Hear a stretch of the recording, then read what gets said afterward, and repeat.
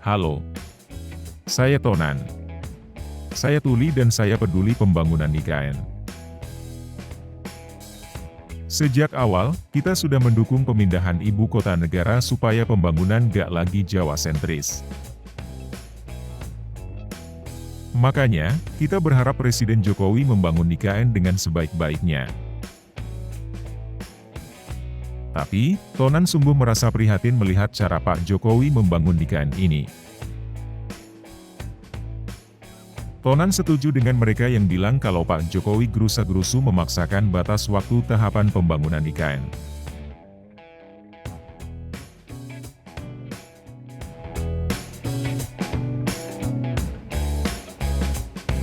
Untuk apa berkantor di Istana IKN yang belum berfungsi dengan semestinya? Gur abang-abang lambe, cuma merah-merah bibir saja. Rasanya tidak perlu melakukan gimmick yang cuma lipstik politik.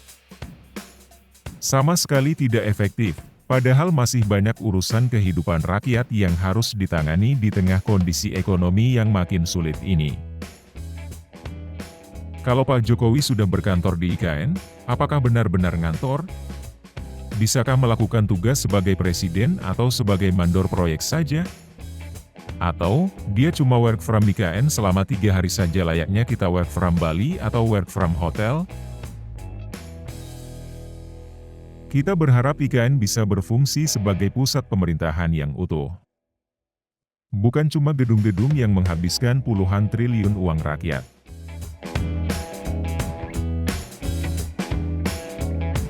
Kalau pembangunannya gerusa-gerusu dan juga menerabas aturan, cuma supaya cepat selesai, maka akan berakibat mutu hasil pembangunannya jelek.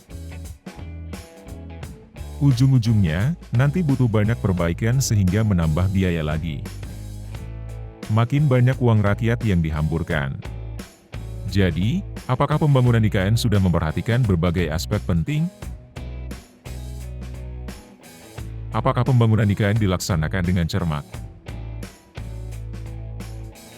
Apakah tidak main terabas aturan demi ambisi pribadi saja? Apakah tidak mengulangi kasus korupsi jalan tol MBZ karena mau cepat selesai? Ayo kita bongkar dan kasih masukan.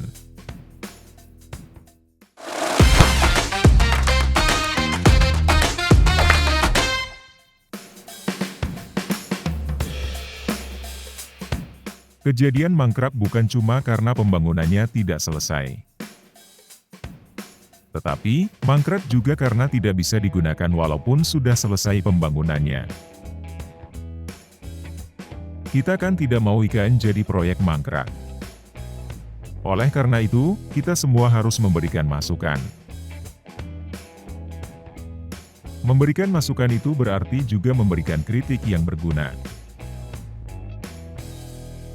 Jangan sampai pembangunan IKN dilakukan dengan gerusa-gerusu. Jangan sampai harus memperbaiki dalam waktu dekat karena kualitas pembangunannya jelek, cuma buru-buru selesai. Tak terbayang berapa uang negara yang akan terbuang percuma. Uang negara berasal dari pajak rakyat. Utang dari luar negeri juga harus dibayar dengan pajak dari rakyat.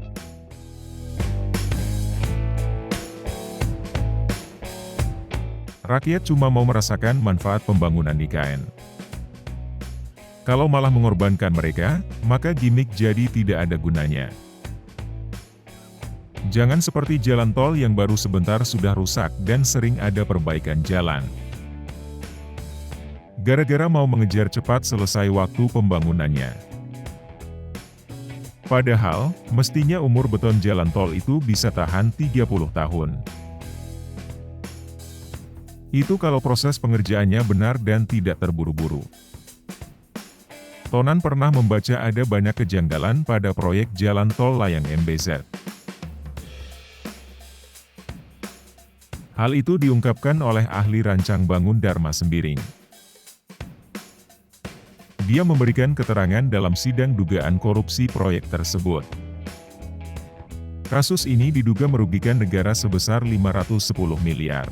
Menurut Sembiring, konsep awal tol MBZ sudah sangat bagus. Namun, dalam pelaksanaannya terjadi perubahan spesifikasi dan material. Itu kenapa berubah? Pertimbangan perubahannya itu apa? Begitu pertanyaan Sembiring yang mengaku belum menemukan jawabannya karena belum ada penjelasan resminya.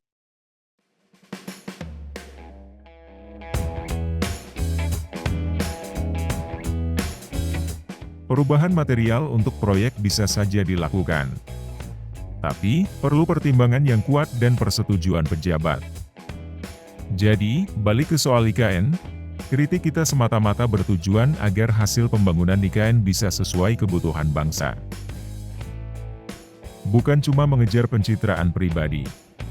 Tidak ada gunanya pula pencitraan dengan membawa-bawa rombongan influencer. Emangnya para influencer itu bersedia pindah ke IKN? Apakah, misalnya, pasangan Raffi Ahmad dan Nagita Slavina mau jadi seleb pertama yang tinggal di IKN? Sayangnya, gak ada wartawan yang cukup jeli menanyakan pertanyaan seperti itu kepada para influencer tersebut. Mereka lebih tertarik tanya soal menu makanan hidangan makan malam yang disajikan sama Pak Jokowi saja. Juga, gak ditanyakan berapa tarif yang dipasang para influencer itu buat tampil di IKN. Apakah ini bayarnya memakai uang rakyat juga?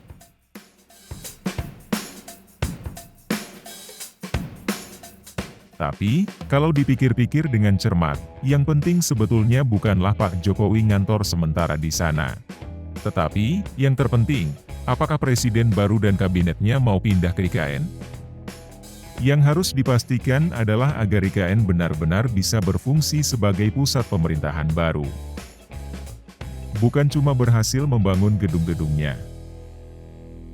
Kita harus kembali kepada tujuannya memindahkan ibu kota negara. Oleh karena itu, berbagai aspek penting harus diperhatikan. Semoga Pak Jokowi mau memperhatikan kritik dan masukan kita. Bagaimana menurut teman-teman? Tulis jawabannya di kolom komentar ya. Terima kasih.